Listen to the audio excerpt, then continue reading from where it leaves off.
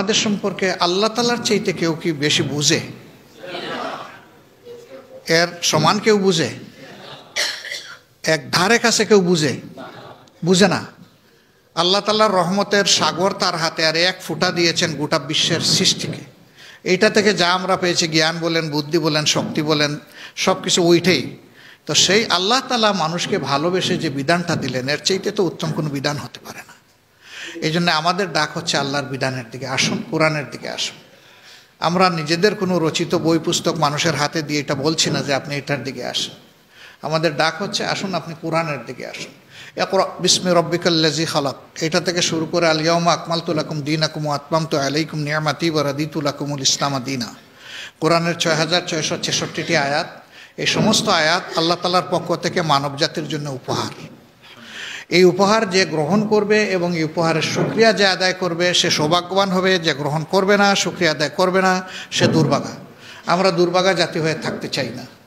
আমরা এই জায়গাটাই ফিরে আসতে চাই। এত বড় জুমার মসজিদ, এখানে শত শত মানুষ মসজিদে হাজির হয়েছেন। এখানে আছেন, দোতলায় আছেন, তিনতলা আছে কিনা আমি জানি না। অনেক সময় মসজিদের ছাদেও লোকেরা থাকেন। এখানে কি কোনো মারামারি কিলাকিলি হয়? কেন হয় না? একজনকে ইমাম মানা হয়। সমস্ত মুসল্লিদের আস্থা থাকে যে তিনি আমাদের যোগ্য ব্যক্তি, আল্লাহর দরবারে আমাদেরকে নিয়ে সেজদা এবং রুকু দেওয়ার জন্যে।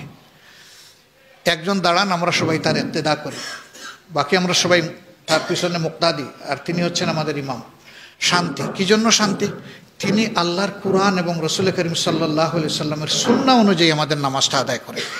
কিন্তু সেই ইমাম যদি কোনো জায়গায় ভুল করেন, মুক্তাদি কি বলবে সারা জিন্দগি উনি শুদ্ধ সালাত আদায় করেছেন, আজকে না ভুল করেছেন, একটু ছেড়ে দিই, দরকার নাই এটা ধরার?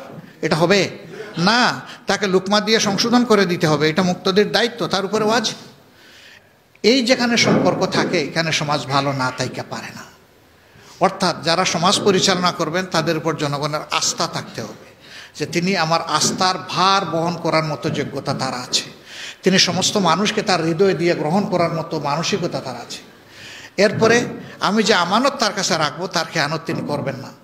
এতটুকু আস্থা না থাকলে সমাজের কোনো দায়িত্বশীল সমাজের কোনো উপকার করতে পারবে না এবং তার দ্বারা সমাজের শৃঙ্খলা ফিরে আসবে না।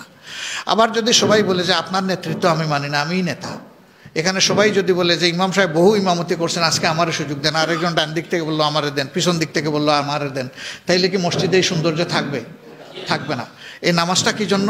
নামাজটা হচ্ছে মুমিনের সমাজ পরিচালনা করার জন্য। এই নামাজের শিক্ষা অনুযায়ী সমাজ চলবে। এই জন্যে মসজিদের মেহরাবে যিনি ইমামতি করবেন, আমরা চাই যে সমাজের ইমামতি তিনি করবেন।